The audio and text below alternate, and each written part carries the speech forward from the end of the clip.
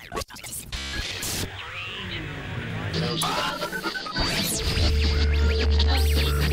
the Just Josh and You podcast. How's it going, everyone? You're listening to the Just Josh and You podcast. I am your host, Josh Hansen. We have a very special guest with us today. Louise, how are you? I'm fine. It's so nice to be here, and we are sitting alongside with Shawn Cole. Hi, Shawn, everybody. how's it going, buddy? It's great. Having a great day. Shawn reached out to me not too long ago, and through his girlfriend, Jessica, said, hey, I've got this awesome lady that you've got to talk to. And so we got in touch with Louise, and she said she was kind enough to let us come to her house. We're actually set up in her kitchen, which is the first time I've ever done anything like this before. So that was new. So we appreciate you letting us come and take over your kitchen for a little bit, Louise, and talk to us. That's fine. And your last name is Kenworthy, right? Mm-hmm. Louise Kenworthy, which is a cool name because it's got the Kenworth in it, but you got the Y at the end, so that's kind of cool. They forgot the Y. Did they forget the Y? So one of the cool things that drew me to wanting to talk to you is you just turned 90 years old. Mm-hmm. That is so cool. Did you ever think in your wildest dreams that you would make it to 90? Never. Like what was your goal if you even had one? I just never thought about being 90. You were just like I was just glad for today. And how do you feel? Me? Yeah. Do you still feel like you're 18? Like what's the talk to us, man? A lot of us aren't going to make it to 90. So how are you? When I'm upright, I feel just real good. But when I feel not so good, then I think as I was doing at 18 what I was doing at 90. It didn't work. I got tangled up in the chair. Didn't I? Yeah, the chair tripped you up. And bless his heart, he came in. I thought, boy, I'm glad he came. He came in and he just picked me up. That was it. Shawn's good to have in a tight spot. Mm-hmm. He really is. He's a great, as you said off before we started, he's a great picker upper. So it's. Well, we all fall down sometimes, literally or other ways. And it's good to have people come along at the right time and pick you up. But at least it could have been graceful. For me, I could have been a little bit more graceful. I think I was probably splattered out all over the floor. It wasn't that bad. Louise, did you ever see the commercials? I've fallen and I can't get up. Do you remember seeing those on TV? Probably years back, and I don't remember them. Yeah, those. Every time I hear about that, though, that's where my mind goes. Wasn't it for like the life alert? Yeah. I've fallen and I can't get up. Yep. I kind of remember that. Well, at any rate, it is so awesome to be able to talk to you. And the other nice thing about it is we've never met before, so this is a brand new conversation. And some of my favorite conversations are these because we really don't know anything about each other. I mean, obviously, you know Shawn and Jess, but don't know me from Adam. So it's going to be fun to get to know you and to ask you about some of the key highlights of your life. And so I really appreciate it. It's cool to be here. I've noticed in your kitchen you have a cabinet filled with a lot of what looks like to me Tonka toys that I really want to play with. No, not Tonka toys. So tell me what you got going on here. That's my husband's. He collected those, and those are the expensive toys. They're not little kid stuff. They're grown-up stuff. They're like replicas. And when you didn't know what to get him for Christmas or a birthday, we had some businesses around here. They would go and buy him an expensive, I don't know, car, whatever is up there. Yeah, it looks like a lot of tractors, a lot of heavy machinery. Did he Did he work in that industry? He could run those. He could run those. That is so cool. It looks like we've got a dozer and a front loader and an excavator, a crane. And they are, like, I know obviously the listeners can't see it, but it is like this huge shelf, and inside the glass doors there are a bunch of these excavators and stuff. And I did make the comment to Shawn while we were setting up. I'm like, man, I just want to get these out and play with them. He did say that. I wish we had a sandbox around here. That's why there's keyholes in them. To keep them locked. I mean, have you ever come downstairs and caught Shawn playing with them? Nope. No. I played with them. There's also a music box collection on the second shelf of that cabinet. So I played with those one day. Had to check those out. How old are those music boxes? This first round one right here probably got, I think Julius probably gave me that when I was a freshman. And Julius is your husband. Mm-hmm. Okay. And Julius obviously isn't with us, right? No, he passed away. That's him up there in the overalls. He's a good-looking guy. Yes, he was. Did he have a nice tractor? Did he ever own a tractor? Did you think his tractor was sexy? I don't think she's going to get that. Get that joke? That's a song. That's my bad.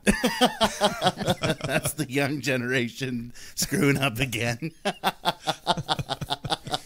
Someone's laughing somewhere. Hell yeah. No, there's a song. It's a country song, and it's one in the song. It says she thinks my tractor's sexy. So I was just. I hadn't heard that. Well, we'll have to play it for you sometime. It's really good. But you have we pulled one of your music boxes out. The one sitting on the table. Tell us about that music box. There wasn't anything very fancy about it. I think that's just one I bought. This one that you bought, but it looks like it's been around for a while. That's the dust on it. Shawn, let us hear that, dude. And most of them are.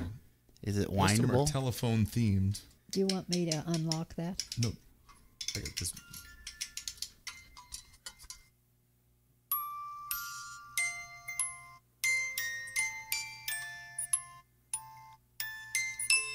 Music boxes are awesome.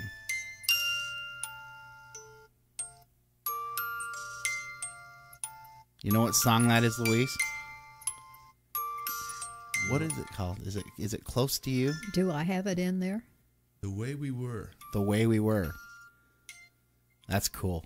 Music boxes are sweet. So, you actually kicked it off. Well, let's start with this. So, where were you born? Where? Yeah. Here in Frankfurt. So, Frankfurt, Kansas. Mm-hmm. You've lived here all your life. Mm-hmm. And what year were you born? 1932. 1932. That is so freaking cool. I mean, I was born in the 80s. Yeah, it always amazes me. Time seems like, when you're living it, the first 20 years seem like it takes so long, but then you meet people and you realize, wow, 80 years ago, 90 years ago, wasn't that long ago. No, it seems, yeah. I mean, that's a beautiful sound coming from that. Is there any way we can shut that thing off now? There's no way of shutting that one off. It doesn't have a stop on it. Gosh damn it. The Way We Were is going to be with us until... Well, hopefully there's no copyright infringement there. Because we've gone way over the 14 seconds. Maybe we should have gotten the tall bottle out. Yeah, there's one music box in there that looks like a tall telephone, and it's a Jim Beam decanter. That's shaped like a telephone. And the seal hasn't been broken. Oh, my goodness.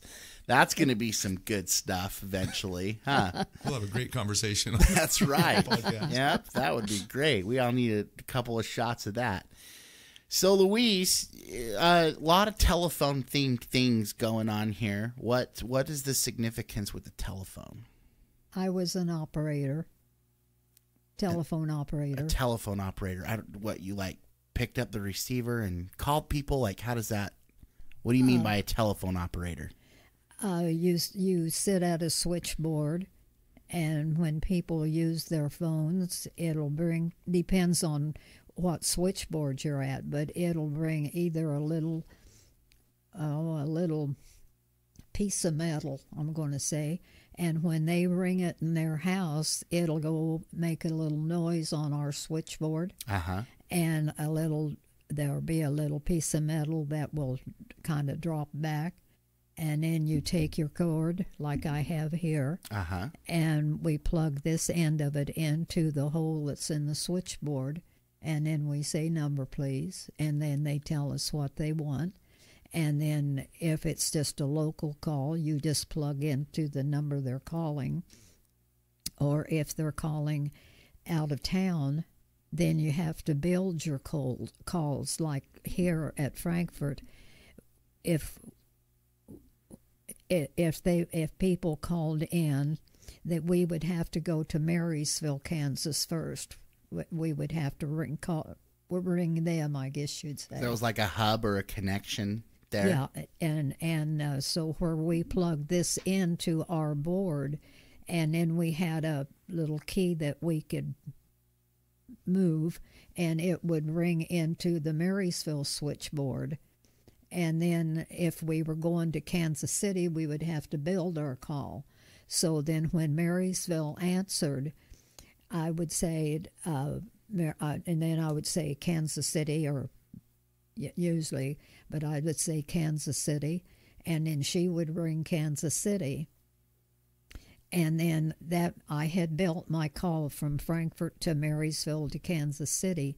You put a yellow clip on those two cords, mine and theirs. And that way we knew to clear those when they were through talking.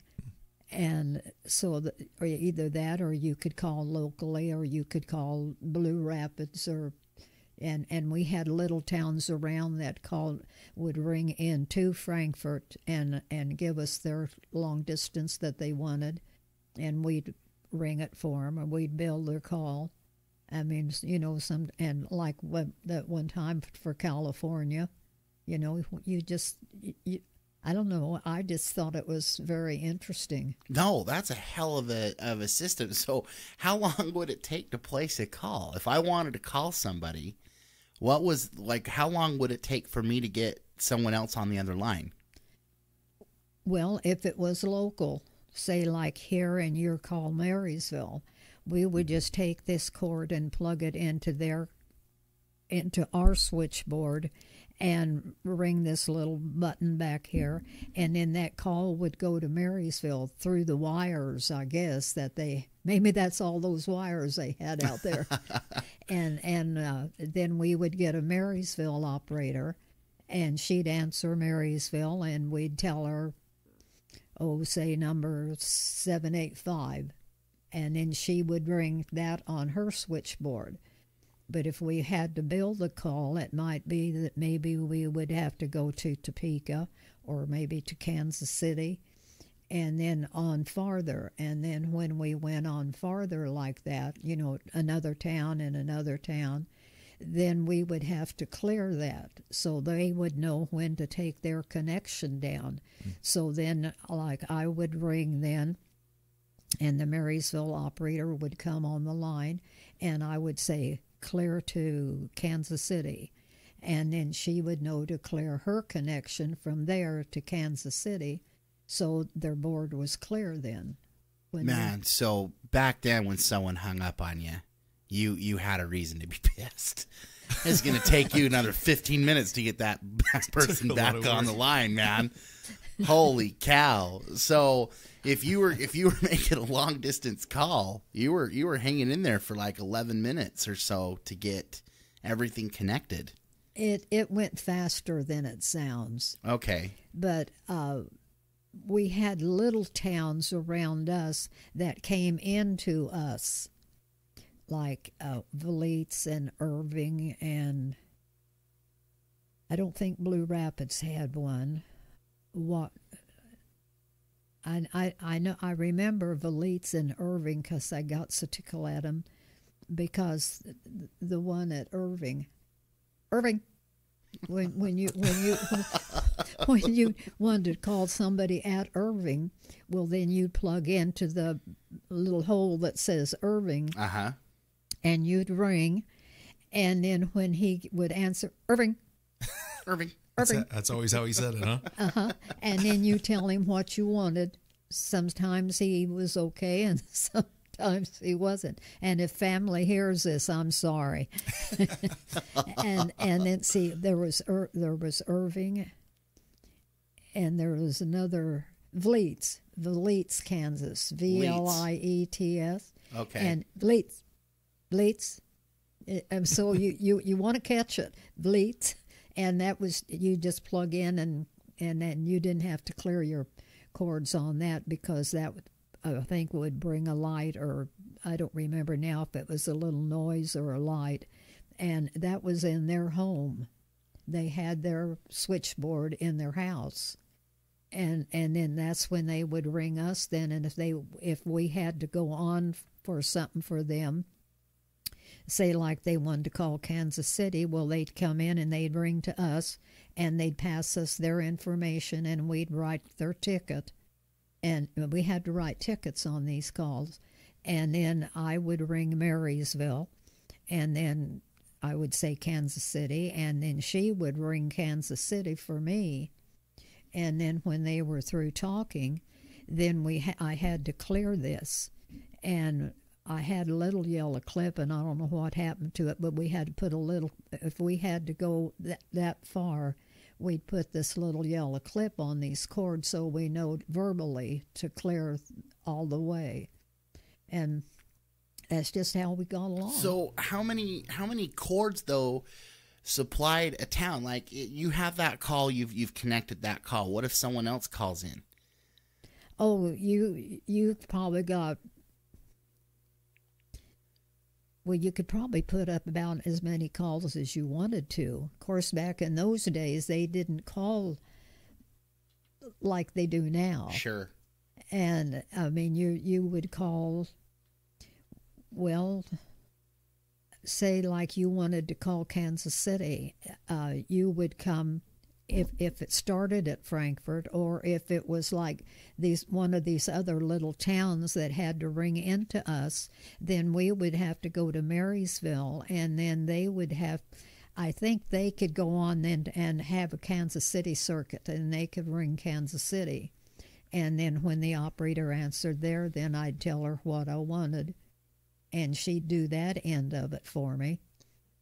Then when they got through talking, then I would ring this little button that we had on our board, and I would ring that, and Marysville would come in, and I'd say clear to Kansas City, and so then she would clear her circuit from Marysville to Kansas City. Holy and then we pulled the crap. cords out of the board, out of the hole that we had in our switchboard. Oh, so once you passed it on, it would go. Yeah. You wouldn't have to worry about it anymore. No. You would pass the signal on, and then they would take it from there, Yeah. and then so on and so forth. So you wouldn't have to wait till like the duration of the call. Oh no. Okay.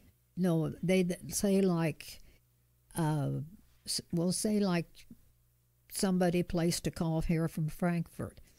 Well, then I would ring Marysville, and then say they wanted to go on, and maybe we'd have to go to Kansas City. Okay. And maybe they were going on to New York. Who knows? But that was built up verbally, and that had to be cleared all the way from me here to where they were calling in some town. That cleared it. Then the operators could take their cords down, and their board would be clear. Holy cow, man! It's crazy to think of. That is let's intricate. Say if you're calling New York City from here, Right. How many operators were involved just to make that call happen? Yeah, all of those hubs that you have to go through to get to that signal is crazy. And I remember as a child, and I was just born in the 70s, I remember, long distance phone calls, it was always a thing. Oh, that's a long distance call. So you didn't make them because they were expensive. Right. It added to the phone bill, but you could see, because in addition to that, then you said you had to make a ticket. Is that how they computed the billing? So that probably went to a department where they figured out how much to charge people? I think so. Yeah. So you think how many people were involved just to make one long distance call like that? Mm-hmm. So that would have been your version of call logs then. Did you guys make a log of all of the calls that were made? I got it. I know if we had to go past Marysville, we made a ticket, but I don't know if we had to make. I think we even had to make a ticket to Marysville. And would that ticket just get sent to the? Then we had a place where we put our tickets, and then I think from then I don't know if the chief operator, I never did ask and never did even think about it, would take those calls, and I don't know. I don't, now that you mentioned billing, I don't know how the people got billed. Would that they would go? have had to take that information that you wrote down, and someone would have had to sort that out. By what get number? a bill in the mail for your. It seemed like when I was a kid, and of course this was a long time ago, but you had a dinosaur when you were a kid, didn't you? Switch You ride a boards, dinosaur I to don't know. school. But I remember, you could call anyone in town, but if it was long distance, then it was more of a charge. But it's crazy to think how many people were working to make that call possible. And before that, it was telegraph, right? It was all done via Morse code.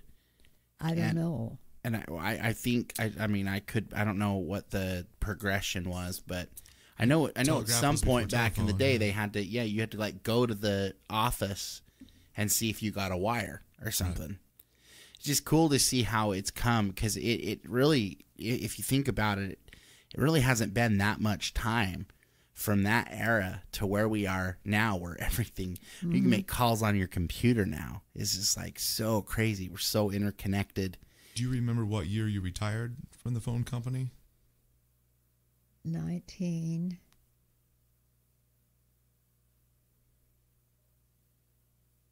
I can't remember the year. Well, that's okay. Yeah. Well, I had I think 32 years service. So from 19, we got married in. I can't think of. Did you retire, Louise, because you wanted to retire, or because things were changing and they were starting to need less operators? Yeah, we had, well, when I transferred to Topeka, I worked in Marysville and Manhattan and Topeka. I think that's as far as I went. But when I don't even remember what you asked me. Did they?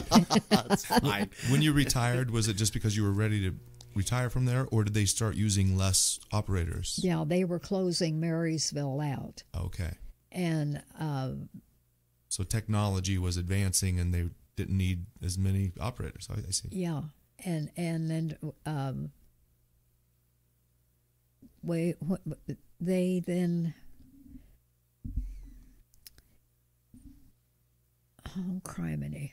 Isn't that terrible? I had all those years there and I don't remember them. Hey, I don't remember what I had for breakfast this morning. So the fact that you know still how to connect a call from Toshiba to wherever the hell you were talking about, that's freaking amazing, man. Well, let me ask you this. What was it like growing up in Kansas during that time? What did you guys do? Well, when I was little, I played with paper dolls. Wow.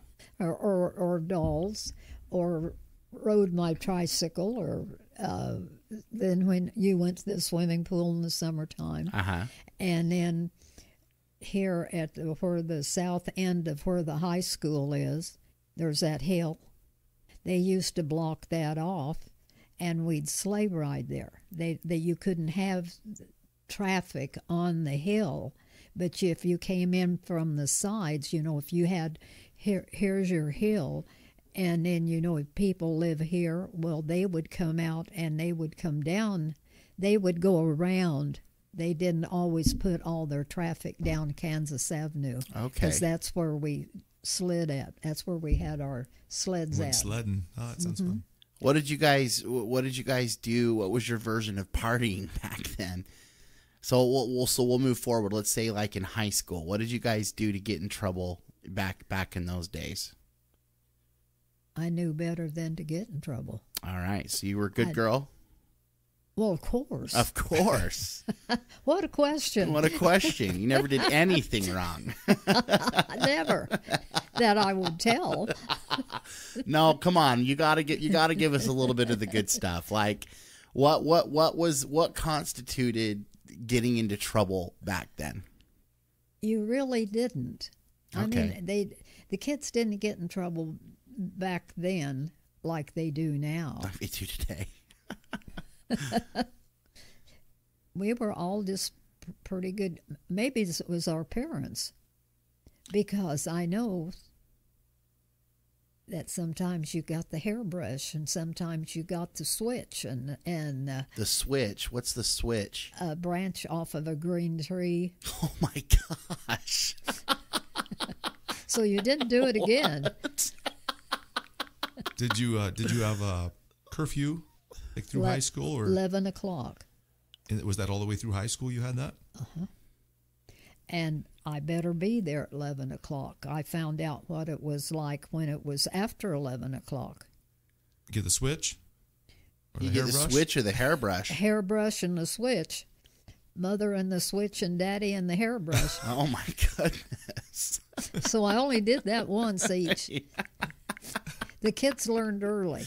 So you knew the bad kids because the trees would be so bare. You're like, oh, there's old Tommy's house. Look at that stick hanging out of that's what's left of the tree. I would imagine if you did many times, it might have been. That's cool. And you met your husband in high school. Mm-hmm. You guys were high school sweethearts. You didn't date anyone before your husband? So kind of. You went to the movies, and I don't know if all theaters are. You have like four seats, and then the aisle, and then about 8 seats, and then the aisle, and 4. We always sat on these. The other girl and I always sat on this one where there was 4 seats, but we left an empty seat by her and an empty seat by me. So we were on the 2 middle seats. So when the boys came in, they sat with us. Okay. Did you guys during that time? Did mom and dad sleep in the same bed, or was it that era that had or was that the era where they slept in separate beds but were in the same room? I think they slept together. I didn't pay attention. You know what I'm to talking about though? Like, do you remember watching the Andy Griffith show? And they slept in separate beds. I'm I've trying seen to that put portrayed that in film. I don't know if that was common. You don't think that was a real thing? Maybe that was just a way of getting out of the situation that they were sleeping in the same bed. I don't know. Maybe they weren't showing that on TV or something. Okay, I'm gonna have to do some research on that because that's why I was asking. I mean, a lot of people had a lot of kids back then, so they must have been. That's spending something was some going time. on. Yeah, no kidding. What did you do in Kansas? Well, we had a lot of kids. So you met your high school sweetheart. You guys get married. Obviously, what year? When did he pass away? What's it say on that card up there? 2013. Wow. So you guys were together for a long time. What? How was it easy to be together with one person for that long? If you loved him. Yeah. How do you stay in love? I don't know. You just a feeling you have. Yeah.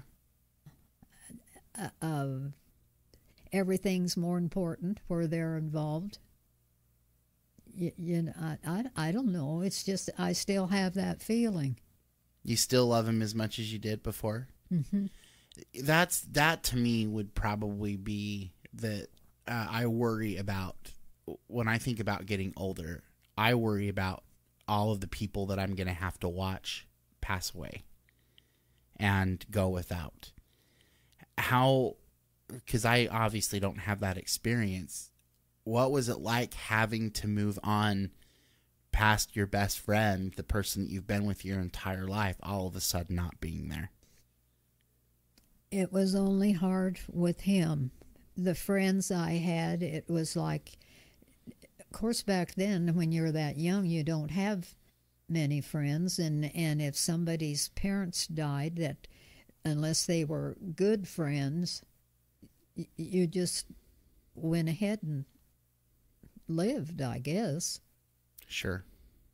I mean, I don't remember going to a lot of funerals. I remember when being in Catholic school and there was a funeral, we had to sing the songs, in the choir. But that's different than when it's your family. You grew up Catholic? Mm-hmm. Did you stay in the church throughout the fruition of your marriage? Mm-hmm. Was your husband involved in the church? We were married in the church, but he didn't join the church. Was that ever a source of contention at all? With us, you mean? Yeah. No problem. He didn't. They weren't raised Catholic, and he didn't want to go, so that was fine. I was raised Catholic, and I went. He didn't have any problem with me going, and I didn't have any problem with him not going. I thought he's old enough to know what he wants, and if he wants religion, then that's his for him. If he doesn't, that doesn't change what he was like. That's interesting because where I grew up, not sharing a faith with your spouse would have been a big deal. But that's really cool that you guys were able to overlook that and stay together as a unit. Did you guys have children? We couldn't have kids. If you would have, how would have you handled that situation? They probably been probably been Catholic. I think he would have. He would have seen to that. I think. Really? He wouldn't have, said, "Oh, hey, no." We would have raised him Catholic. But do you remember what faith he did grow up in? I don't think he did. I don't think his parents went to church. They were a very poor family. Okay. But I don't think they went to church. Now, he had one brother, well, in fact, two brothers, both younger than him, and they both, the one that was closer to his age, joined the church, the Presbyterian church, I think it was. Okay. And then the youngest one then, who was married to Grouchy. Okay. He knows who I mean. Now that code name. And I didn't want to say. And if she's hearing me, she's over there. She's sitting at home laughing. I hope so. And where she was the other day on the phone. And then he became Catholic. Interesting. And you guys, so did he believe in God? Julius? Yeah. I don't know. I didn't ask him, and he didn't tell me. And I asked him to go to church with me, and he would, but he was just raised different. I think than the rest. As the kids got younger, I don't know if their friends were Catholics or I didn't, and I never did ever talk to him about it or ask him about it. That's interesting. So where do you derive in that situation? Like, obviously he had a set of values and principles. Where do you feel like a lot of, because I mean, if you grow up without that structure, sometimes you can just do whatever you want. So how did you see him structure his life without that guidance? Well, he never had anything to say to me like, you can't go to church. We don't have the money. You can't do this or you can't do that. He never did that. I mean, I was to do what I wanted to, and he did what he wanted to, and he didn't, preach to me or give me a lot of trouble, and I didn't, say, hey, if you can't be my religion, I don't want you. No, we didn't have any of that. I loved him, and he loved me, and that was the we glue that held you guys together. We just took what came along. Look, I maybe you don't understand why I'm so astonished by that, but in today's world, it just seems like, we don't have anything last for our entire lives. We change houses, we change cars, sometimes it seems improbable that two people will just not outgrow each other for their entire lives. And so I really respect and find it, I like to find out what was the glue that held two people together for so long. And from what it sounds like, you guys just throughout your entire marriage had a really close relationship. And so my question to you is, what do you think perpetuated that that longevity of being so close together? I think it was just loving each other. I don't know. That's how I felt. I thought as long as I have him, I'm fine. Did you ever think of remarrying?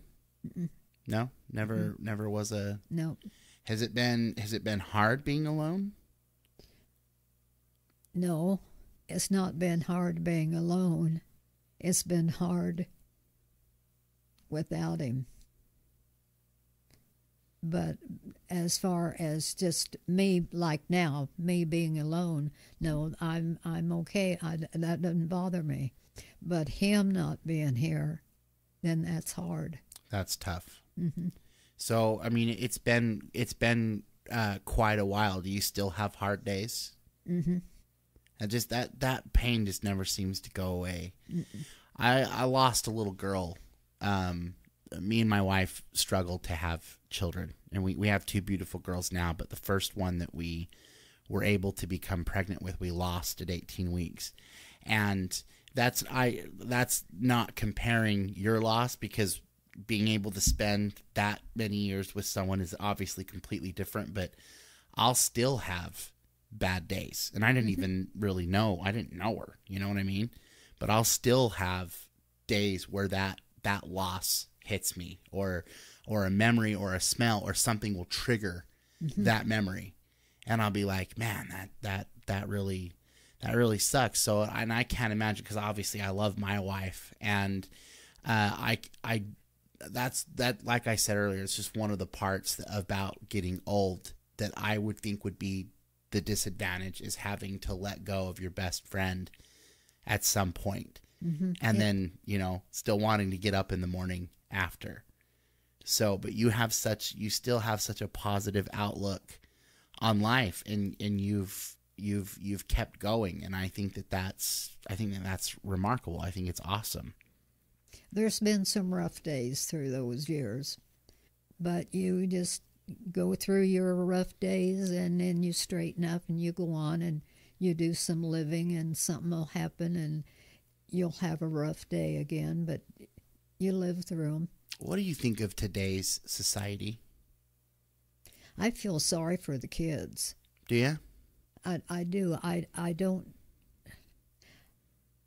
want to say they don't get the education, because a lot of the kids get a lot of education, but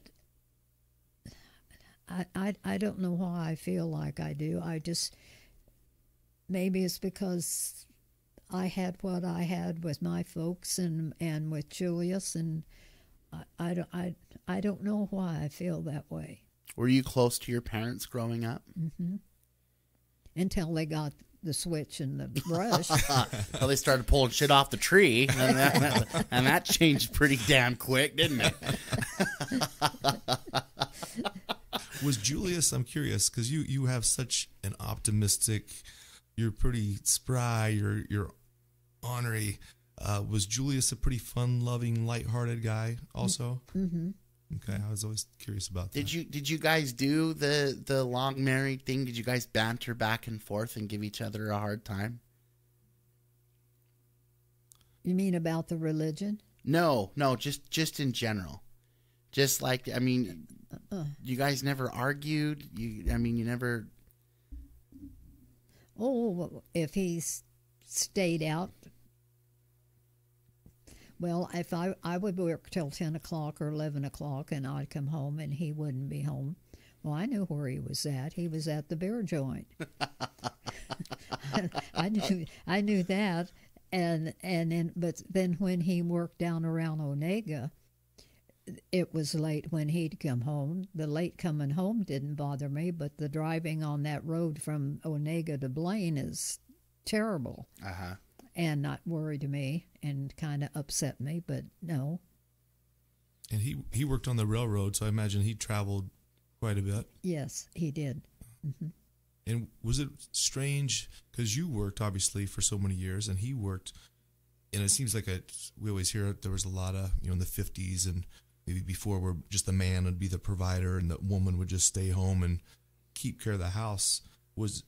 You both seemed to be independent and allowed to live your own lives and yet just come together. Was that different than a lot of people?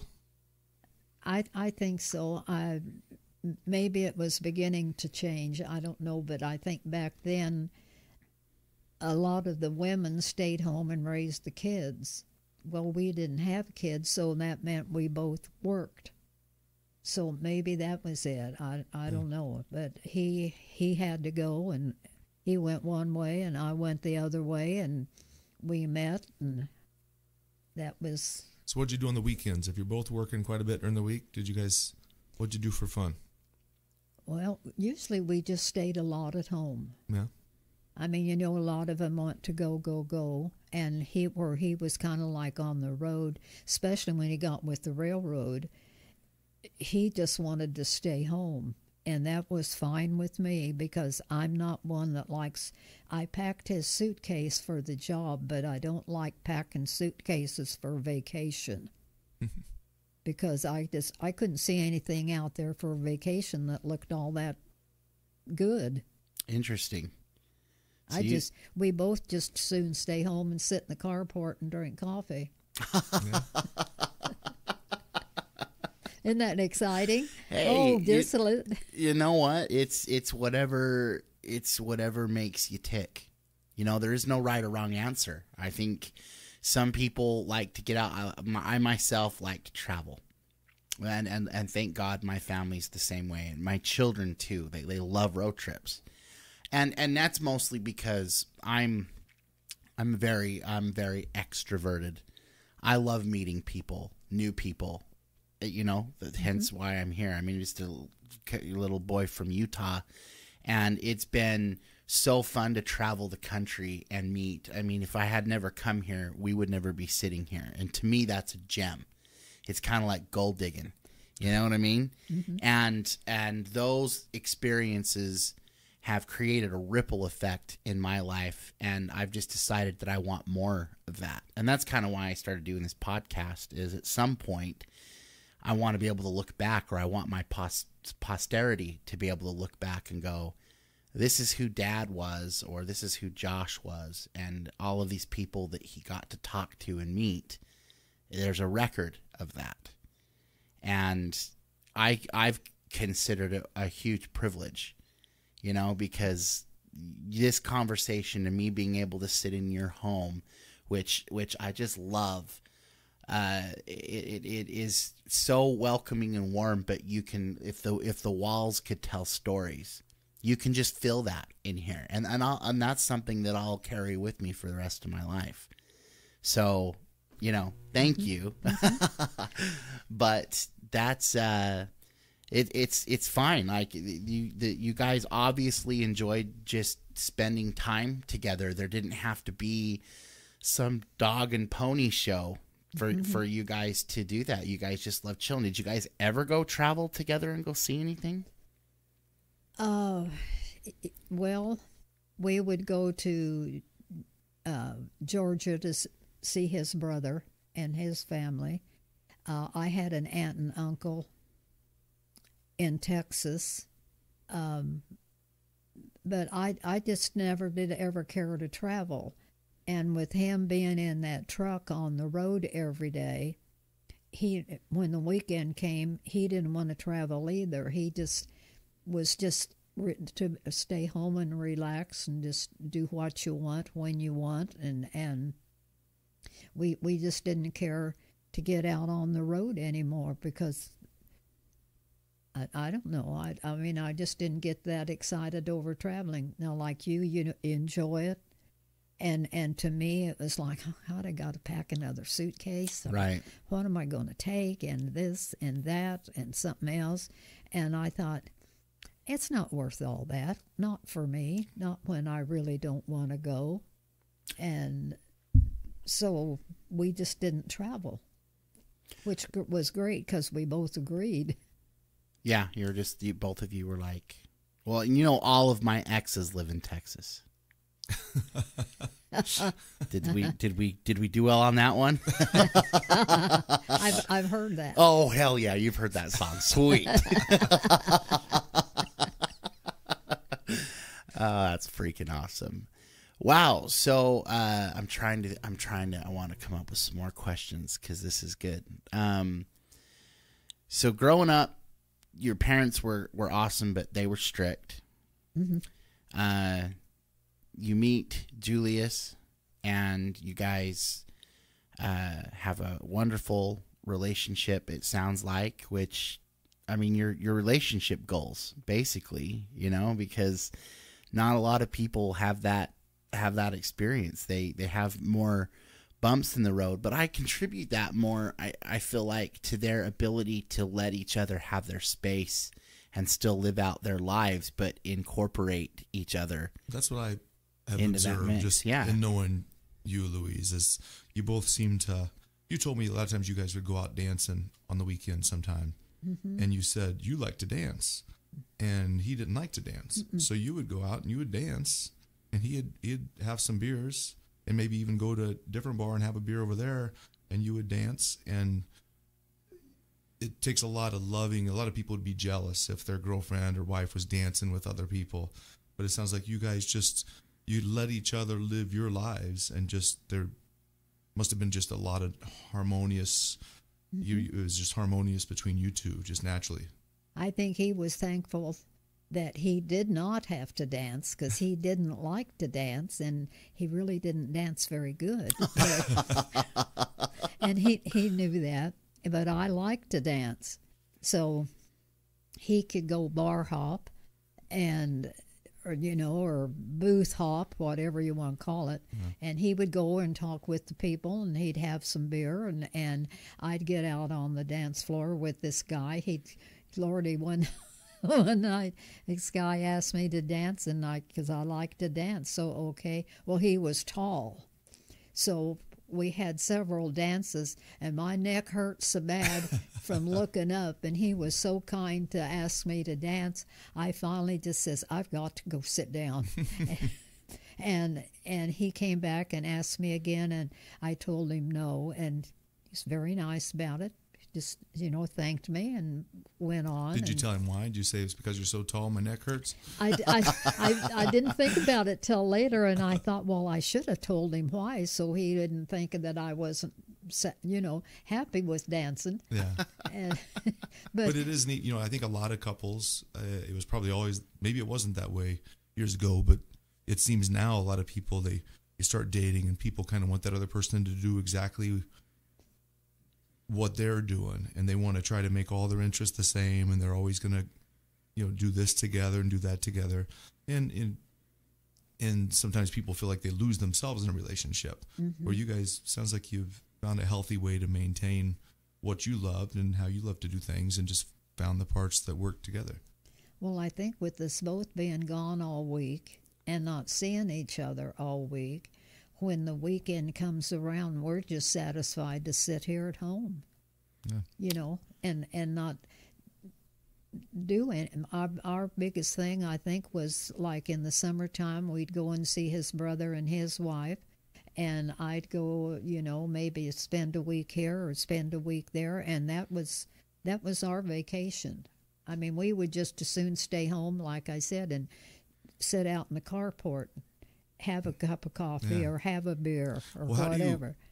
Now that you fast forward and here you just turned 90 and you still are in great health and you have this optimism about you, are there some secrets that you'd want to share with other people? Do you have like Louise's secrets to aging well? I don't know. I just lived every day as it came. What makes you happy nowadays? What do you look forward to? I don't know. I never really thought about it.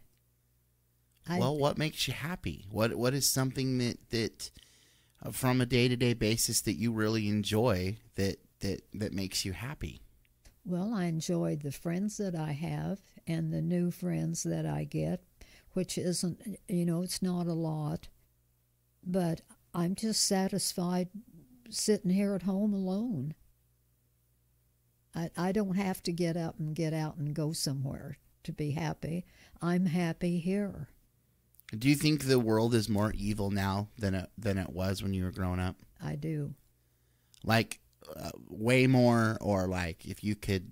I know it's hard to kind of quantify that question, but where do you see us going?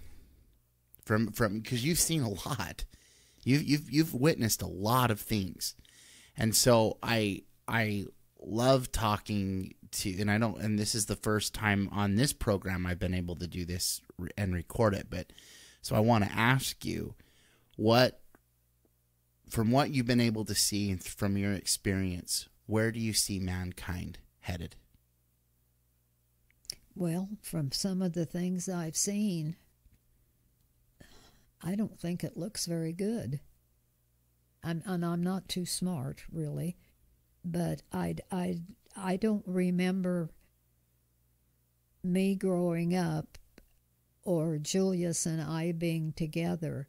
I don't remember all this shooting and killing and guns and, and we didn't have that while we were growing up. I don't think I even remember of people shooting people like in their own area. Yeah. Right. I think part of it now, I agree there's a lot more violence and there's more of that, and I think society has some serious issues, but I think something that factors into it is now you turn on your TV or a lot of people have smartphones, so you hear about all these horrible things happening everywhere. I mean, there probably hasn't been a shooting in this county in a long time, at least none that I know of. But so I think part of it is we're encouraged to listen to really bad news all the time. Well, and I think television, because back like when we were first married, well, mother and dad, that's when televisions were coming in. Mm-hmm. And so Daddy went and bought a television. Well, it was probably about like this, and we thought we were in seventh heaven. We had Right. television, Well, you had more homey programs. Right. And it wasn't like shooting this one and shooting that one or, killing somebody. And they were more family programs. Like Little House on the Prairie and the Andy Griffith Show and shows like that. Yeah, it was like that. So it was like, I don't think they put this thought of killing. And what really is when a child in school gets a gun and goes in and shoots his friends or shoots the kids in his room, and it's like they shoot them and it's nothing, just shoot them and walk on. We didn't have that. It wasn't like that when I was growing up. There's a level of disrespect, I think, now. Mm-hmm. People have a level of disrespect. I was listening to a news story, this is a few years ago, and these kids, they had their cell phone, and there was a mentally handicapped guy that was in this little kind of a lagoon area where you shouldn't be in there swimming anyway, but the guy couldn't swim. and he was struggling, and these kids were just laughing and filming it.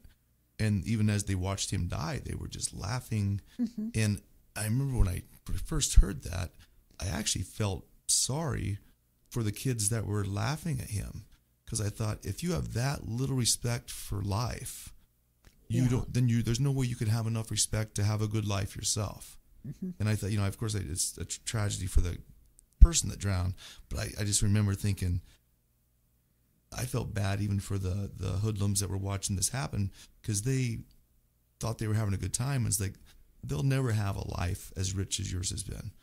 They'll never know love the way you've known love, because they have just this disrespect, and they don't even know they have this lack of disrespect. They don't even know what they're missing. And there's a lot of that in society where it's just, it's just missing. And I think, I think it comes, you have to grow up with it. I think it's, you can't have, government's not going to educate. They're not going to instill that through school as much. They could try, but it has to be through the family. It has to be through seeing people around you do things right. That's my thoughts on that anyway. Mm-hmm. Well, it's true. Back then, when I was growing up, I think my dad maybe had I don't know that he even had a gun. He had several fishing poles, but I don't think he had a gun that I ever remember seeing. Now, Julius had a pistol, but we kept it up and out of sight, covered up. Then the guys he worked for the elevator at Blue Rapids, and they were going to go out to one of the men's mothers out west and go hunting. And so he ordered a shotgun.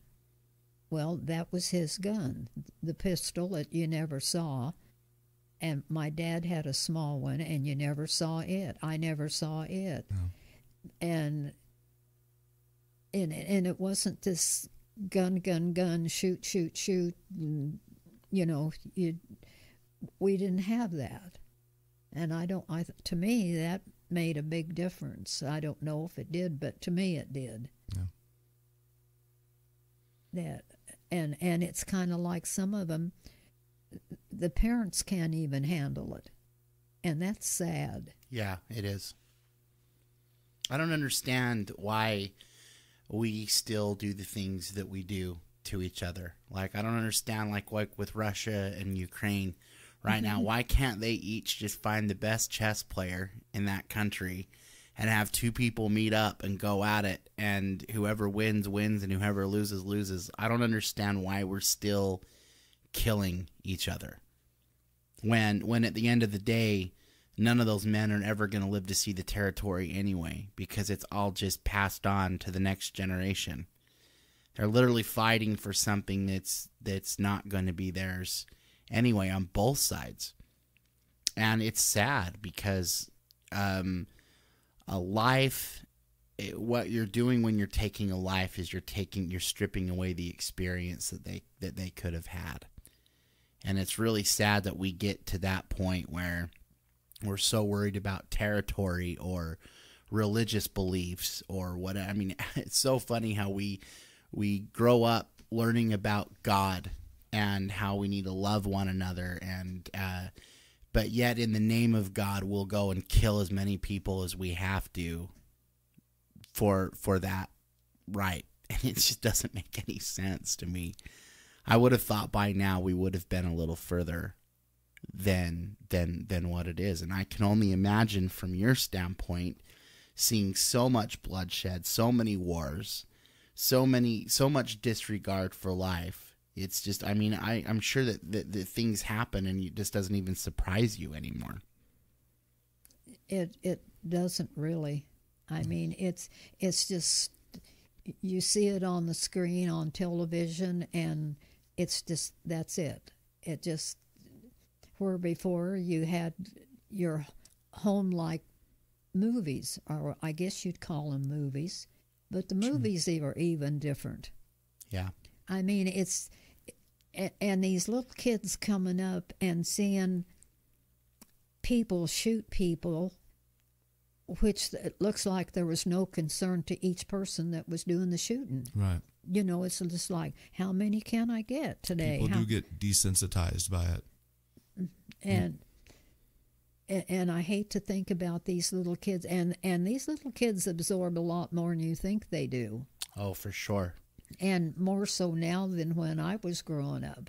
I mean, when I was growing up, I was playing with dolls. I wasn't thinking about going out and shooting somebody.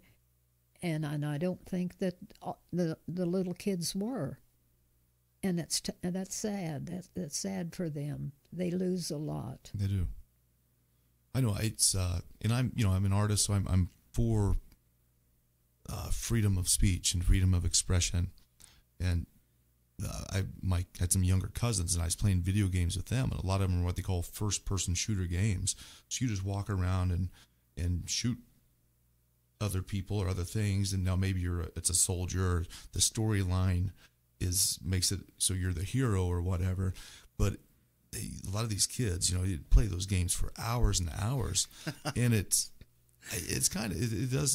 a bizarre thing because it puts you in because the games get more and more realistic, and I think parents need to limit, they at least need to be aware of what their kids are playing on, because I think if it's your kid, and I've never had a child, so a lot of people will say, hey, you don't have any business talking about this, but I think if you're a parent, you better be aware of what you're putting in your own head and what's going into your children's heads. Yeah. I think that's somewhat, it's their responsibility.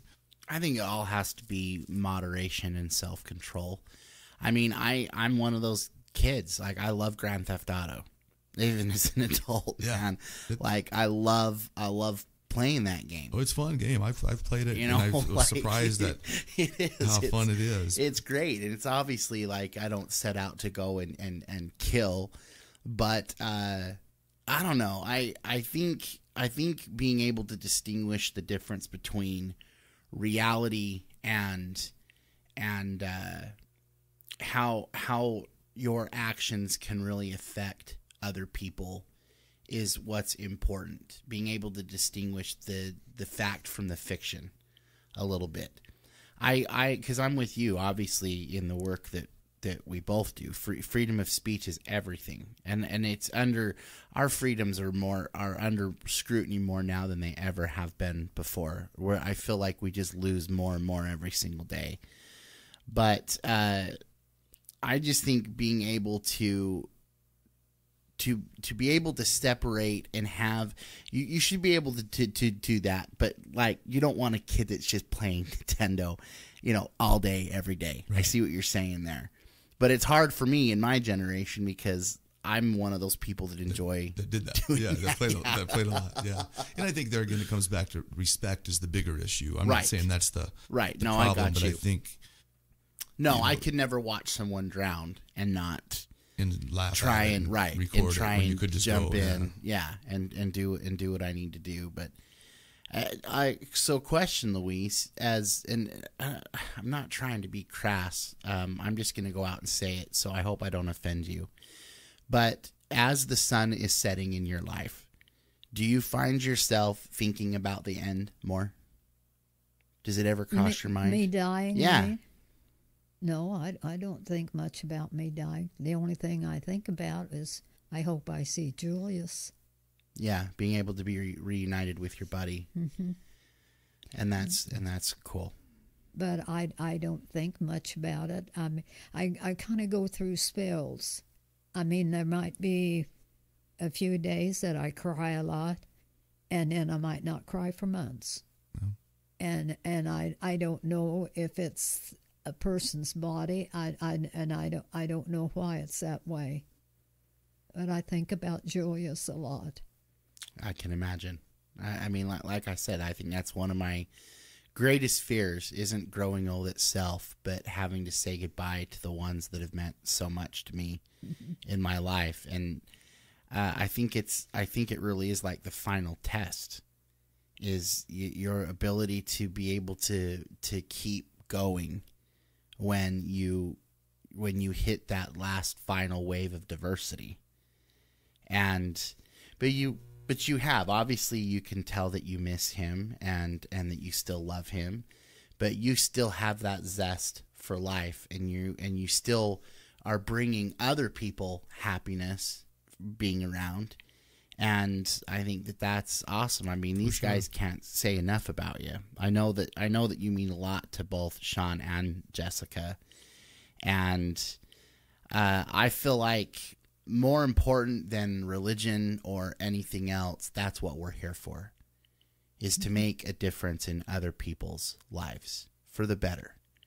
And if we can go through this life making someone else's life even that much more easier, we've done a good job. I hope so. Yeah, I agree with that. I have a question for you, Louise. One of my best friends is a guy named Charlie, and he's 78. And he said, he gets older, and sometimes his body tells him he's older. But he said between the years, in his mind, a lot of times he still feels just like a kid. He's just is that ring true with you? Do you still feel young with your thoughts? I have days. I have days that I don't think about Julius. I have days that I think about him and I cry.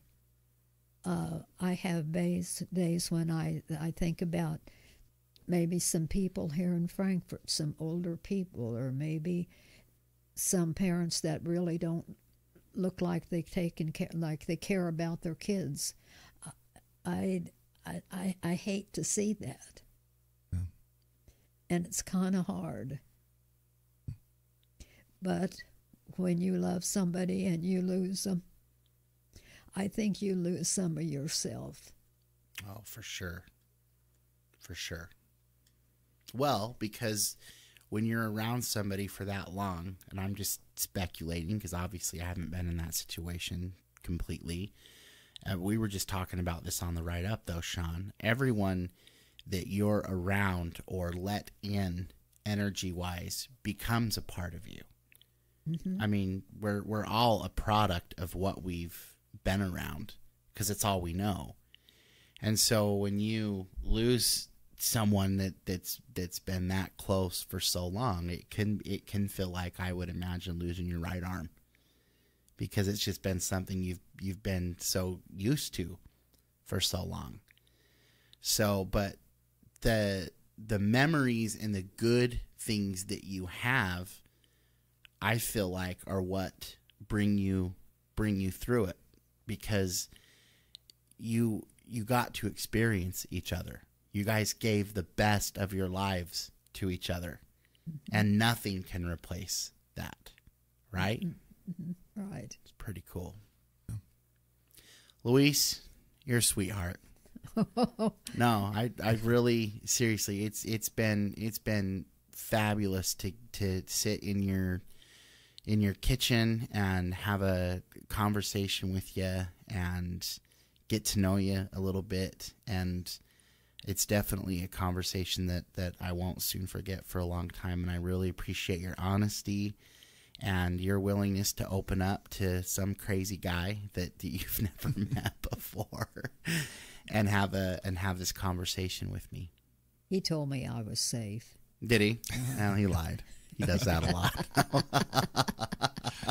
Yeah, thanks for letting us come in and do this, Louise. Oh, that's fine. It's just, I'm surprised it wasn't upside down. I'm not a good housekeeper. Oh no, your house is beautiful. It really is. It's beautiful. I absolutely love it. I wish more and more that the podcast was done with video. Hopefully at some point we'll get to that point. But by the way, we are on Apple Music now. Okay. So that's pretty cool. So, Louise, I don't know if you know what Apple Music is, but be excited. Can you? Could just say, that's great. Oh, that's great. That's awesome. Wonderful.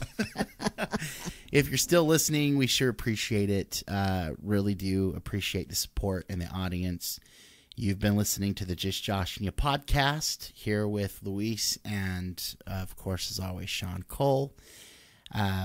Saying peace be unto you, and we'll catch you on the flip side. Take it easy.